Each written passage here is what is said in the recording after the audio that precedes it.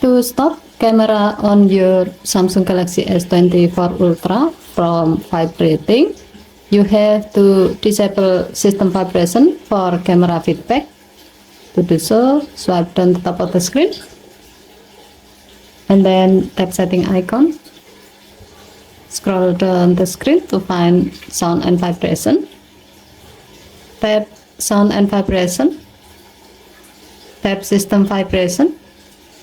Under vibration feedback section, tap the blue on off switch next to camera feedback until the switch turns grey to turn it off.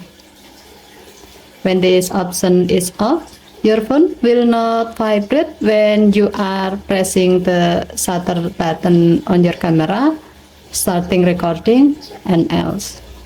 Okay, thank you for watching. Please have to like and subscribe. Have a nice day.